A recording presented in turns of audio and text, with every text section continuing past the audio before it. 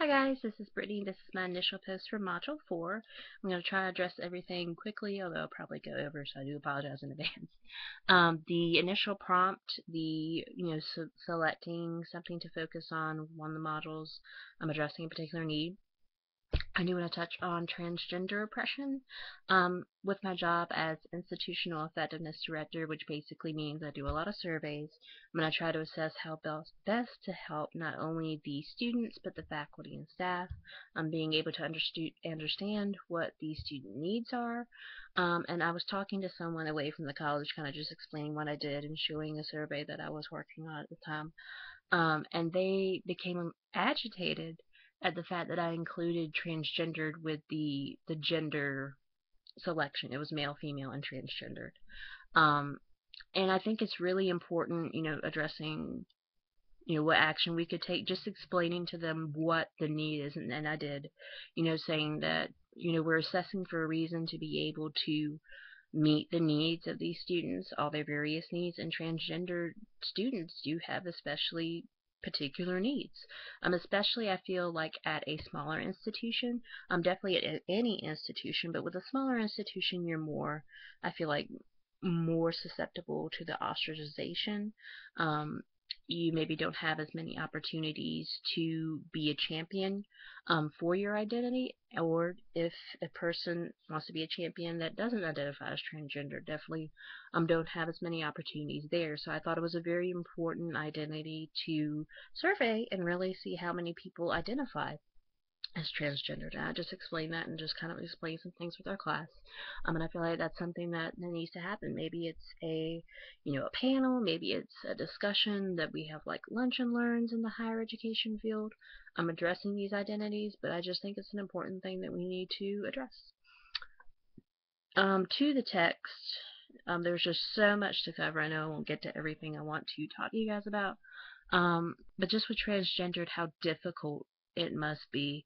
They mention on page 445, in relation to the transgendered issue I was just speaking on, that the media hyper-feminizes transgendered. With trans women especially, you see documentaries where they, solely focus on them putting on makeup, solely focus on them shopping, getting their nails done, wearing high heels for the first time, and walking out. And it's so much more than that to being transgendered and being in the wrong body. I mean, I just can't fathom the agony and the pain that goes along with that throughout a lifetime. And I do wonder with the terms, with all the terminology that we have, trans, and I wonder if it's a help or a hindrance in a lot of ways. And the text touched upon this several times. In 442, that someone said it was helpful, that they began a quest for finding the right words to describe themselves. Um, and then, further on, just saying that they've always found a profound disagreement with the definition of transsexualism as a psychiatric condition and transsexuals as disordered people. So I think that's the biggest thing with me, is the fact that the terms can mean so many different the connotations of the terms. I just wonder, if it's helpful or if it's hurtful, because people who are ignorant to transgender may use those in a negative light. I still definitely think it's helpful for someone who is looking for that identity and wants those terminologies to be able to have them.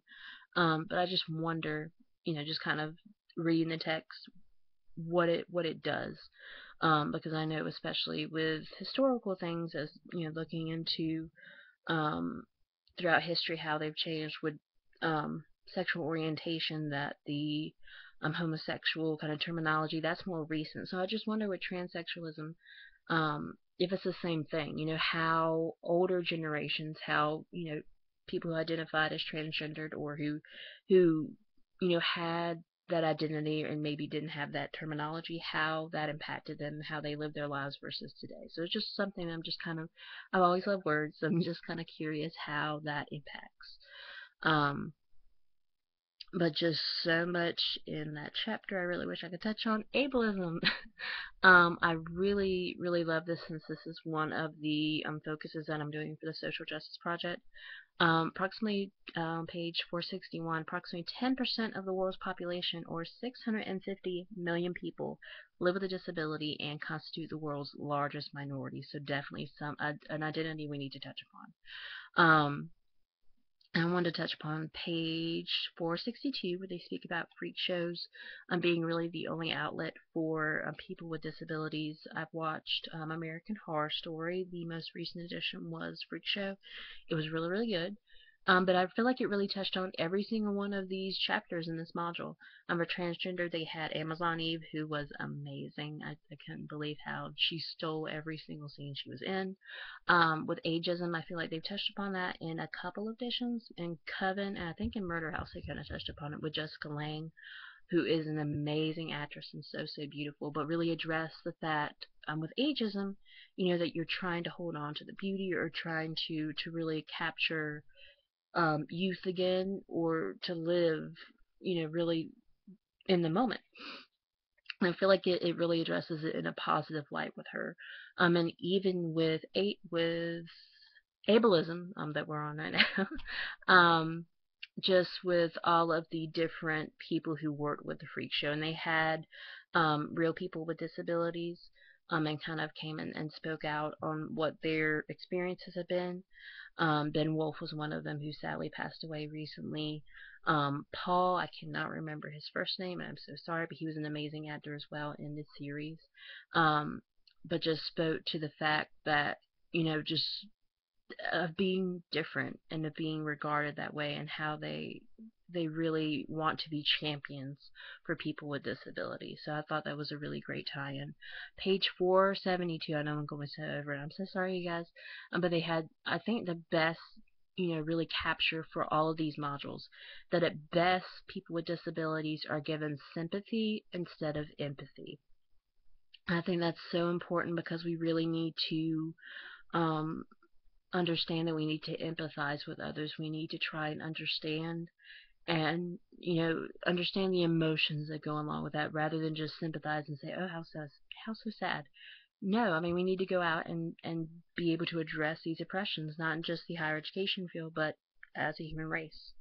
I really loved on page 479 the universal design for learning. I thought that was something I really wanted to look into a little bit deeper. To be able to address ageism was really important. We all have that, a shared identity, and we all have that to kind of deal with throughout our lives in different renditions. And just so much I want to talk on. Really, really quickly, the page 586, for example, in Hurricane Katrina, 64% of the dead in New Orleans were over 65, and yet they constituted 12% of the population, indicating the older people were ignored in disaster planning. And that's so sad, and yet so, a pattern of these modules and of these chapters, that, the ostracization is not just impactful emotionally, it impacts lives, and the fact that we lost so many lives in Katrina that were elderly because of the lack of planning. And so I just think this was a really, really important module to be able to really get at those really deep messages within all of the identities, that we really need to work and be proactive and be champions and be aspiring advocates to these identities, whether we identify with them or not.